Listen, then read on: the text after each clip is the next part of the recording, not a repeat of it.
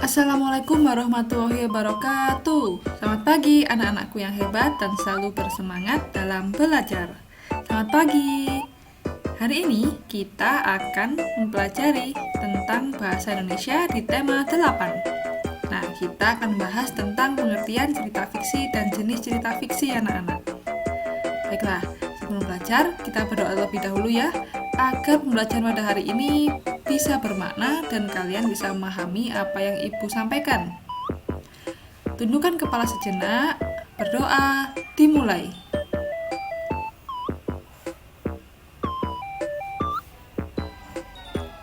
Berdoa selesai. Tujuan pembelajaran pada hari ini, yang pertama, kamu akan mempelajari tentang pengertian cerita fiksi. Yang kedua, kamu bisa mempelajari tentang jenis-jenis cerita fiksi. Dan yang ketiga, kita akan belajar tentang unsur-unsur dalam cerita fiksi. Nah, siapa di sini yang sudah tahu apa itu cerita fiksi? Kalau belum tahu, mari kita pelajari bersama-sama ya. Let's go! Sebelum belajar, Ibu memiliki sebuah video anak-anak. Nah, video itu tentang dongeng asal-usul Danau Toba yang berasal dari Sumatera Utara. Nah, kalian perhatikan ya, dan kalian amati dongeng tersebut.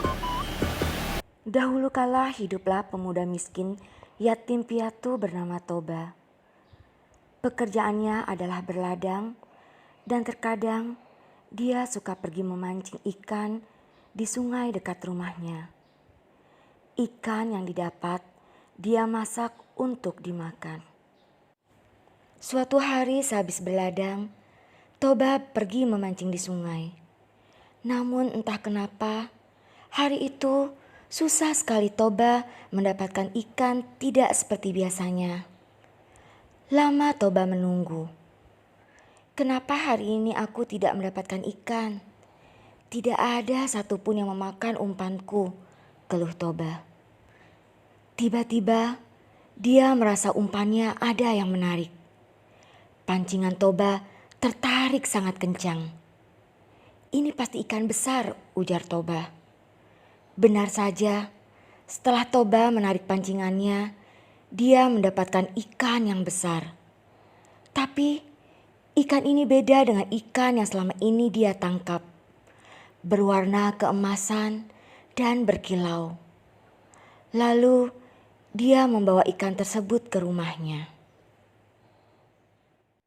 Sesampainya di rumah, tiba-tiba ikan yang dia pegang berubah menjadi seorang gadis yang cantik dan sangat mempesona. Betapa kagetnya Toba. Lalu gadis itu berkata, "Namaku Putri. Aku dikutuk oleh dewa menjadi seekor ikan dan akan berubah oleh orang yang menyentuhku." Melihat kecantikan Putri, Toba jatuh hati dan ingin meminang Putri. Putri pun menerima lamaran Toba, tapi dengan satu syarat. "Aku akan menerima lamaranmu, tapi selama kita menikah, kamu harus merahasiakan asal-usulku," pinta Putri kepada Toba. "Baiklah, aku akan menepatinya," ujar Toba. Mereka pun hidup berbahagia, hingga akhirnya mereka pun dikaruniai seorang anak laki-laki bernama Samosir. Suatu pagi ibunya meminta Samosir untuk pergi ke ladang, membawa makanan untuk ayahnya. Selama dalam perjalanan, Samosir memakan sedikit demi sedikit makanan untuk ayahnya. Sesampainya di ladang, dia berikan makanan itu kepada ayahnya. Betapa kagetnya Toba melihat makanan yang dibawa anaknya tinggal sisa-sisa. Dengan marahnya, Toba berkata, "Dasar kau anak keturunan ikan." Mendengar itu, Samosir kembali pulang sambil menangis. Ibunya kaget melihat anak kesayangannya pulang. "Kenapa kamu pulang sambil menangis, anakku sayang?" Lalu Samosir menceritakan kemarahan sang ayah. Ibu, ayah berkata kalau aku adalah anak keturunan seekor ikan. Mendengar itu, ibunya sangat bersedih. Mengetahui suaminya tidak dapat menepati janjinya untuk menjaga rahasia selama ini. Lalu, dia pun meminta Samosir pergi ke bukit yang tinggi. Setelah dia melihat anaknya berada cukup tinggi, dia pun masuk ke dalam sungai dan berubah kembali menjadi seekor ikan. Dan air sungai itu berubah menjadi danau yang besar. Dan Toba mati tenggelam di dalam danau tersebut. Sedangkan bukit yang dinaiki Samosir menjadi pulau yang bernama Pulau Samosir. Ya anak-anak, dongeng tersebut merupakan salah satu cerita fiksi. Nah, apa sih cerita fiksi itu? Cerita fiksi itu artinya cerita yang tidak terjadi sebenarnya anak-anak, atau cerita khayalan. Nah, cerita fiksi adalah karya sastra yang berisi cerita rekaan atau khayalan yang didasari imajinasi penulis dan bukan berdasarkan atas kejadian nyata. Nah, cerita fiksi itu berdasarkan daya imajinasi sang pengarang. Cerita fiksi sengaja ditulis untuk dinikmati para pembaca. Nah, jadi cerita fiksi itu bukan cerita yang sebenarnya, jadi hanya imajinasi dari sang penulis atau sang pengarang. Seperti itu. Nah, ciri-cirinya cerita fiksi, yang pertama, cerita fiksi itu sifatnya rekaan atau imajinasi dari pengarang. Jadi itu ialah khayalan dari pengarangnya, anak-anak. Kemudian, di dalam cerita fiksi terdapat kebenaran yang relatif atau tidak mutlak. Nah, jadi kebenarannya itu tidak selalu benar, juga tidak selalu salah. Jadi tergantung bagaimana kita mempercayainya. Kemudian, cerita fiksi umumnya menggunakan bahasa yang bersifat konotatif atau bukan sebenarnya. Nah, contohnya ialah Timun Mas dan Buto Ijo.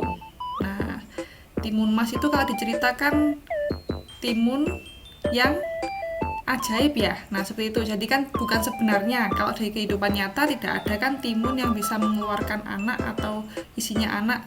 Nah, seperti itu contohnya. Kemudian, cerita fiksi tidak memiliki sistematika yang baku. Dan yang kelima, dalam cerita fiksi terdapat pesan moral atau amanat tertentu. Nah, jadi cerita fiksi itu meskipun khayalan tapi pasti ada pesan moralnya agar bisa kita terapkan di kehidupan kita, anak-anak. Nah, sekarang macam-macam cerita fiksi ada banyak. Yang pertama ada cerita jenaka, mite, fabel, legenda, saga, cerpen, dan novel. Nah, dari cerita fiksi ini kira-kira kamu sudah pernah membaca yang mana, anak-anak? Nah, Ibu jelaskan satu persatu ya dari cerita jenaka. Nah, berdasarkan Kamus Besar Bahasa Indonesia atau KBBI, cerita jenaka merupakan cerita penghibur yang membangkitkan tawa, jenaka, keriangan, atau sindiran, ya.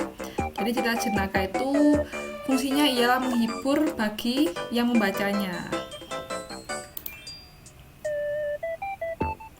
Kemudian ada mite. Mite disebut juga mitos, yaitu cerita yang memiliki latar belakang sejarah dan dipercayai oleh masyarakat sebagai cerita yang benar-benar terjadi. Nah, pada cerita mite ini biasanya berhubungan dengan kepercayaan benda gaib, roh atau dewa-dewi yang dipercaya mempunyai kekuatan gaib dalam cerita tersebut. Nah, dalam mite ini biasanya tokoh utamanya itu dewa, dewi, atau tokoh yang memiliki kemampuan gaib. Contohnya, ada Jakatarub dan Dewi Nawangwulan, dan ada Dewi Sri, sang Dewi Kesuburan. Nah, coba nanti kalian lihat ya, atau kalian baca cerita tentang Jakatarub dan Dewi Nawangwulan atau cerita tentang Dewi Sri. Kemudian ada fabel anak-anak. Nah, mungkin sebagian dari kalian atau semuanya pasti sudah tahu apa itu fabel. Jadi, fabel itu cerita fiksi yang menampilkan binatang sebagai tokoh utamanya. Nah, tokoh tersebut dapat berpikir, berperasaan, berbicara, bersikap, dan berinteraksi seperti manusia. Contohnya ada kancil dan buaya. Ada cerita tentang semut dan belalang. Nah, pasti dari kalian sudah pernah melihat atau membaca cerita ini.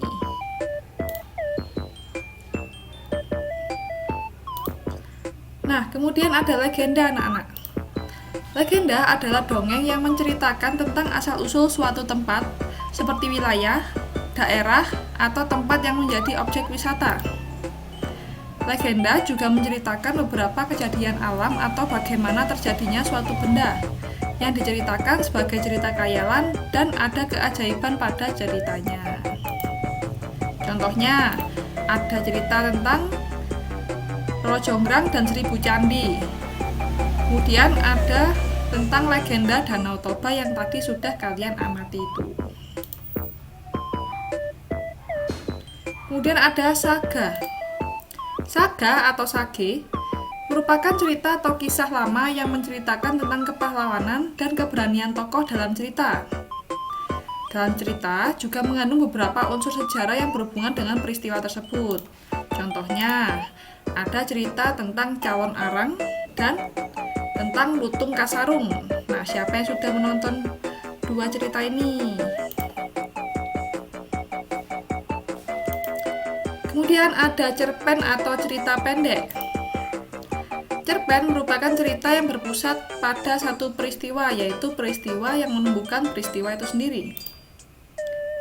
Kemudian, cerpen menggunakan banyak kata antara 500 hingga 20.000 kata yang di dalamnya sudah ada plot, adanya satu atau dua karakter, dan adanya kesan, ya.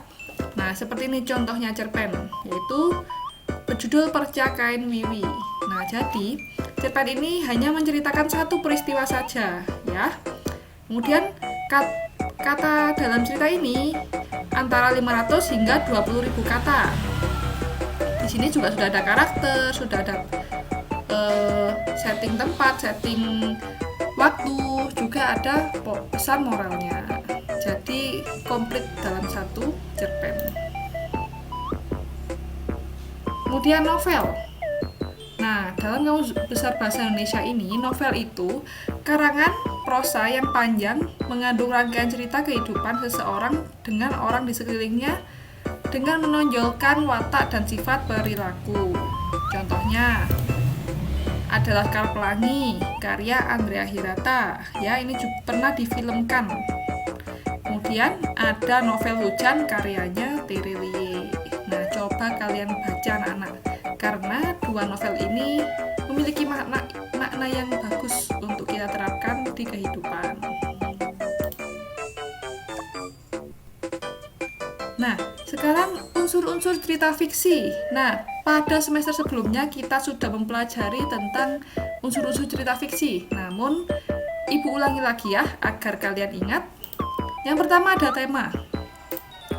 Tema itu hal yang dibicarakan dalam cerita, misalnya tentang persahabatan, kesedihan, kepahlawanan, dan lain-lain. Yang kedua, tokoh dan watak, yaitu orang yang terlibat dalam cerita dan sifatnya.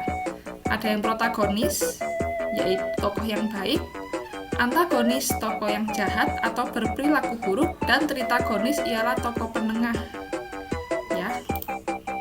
Kemudian ada alur.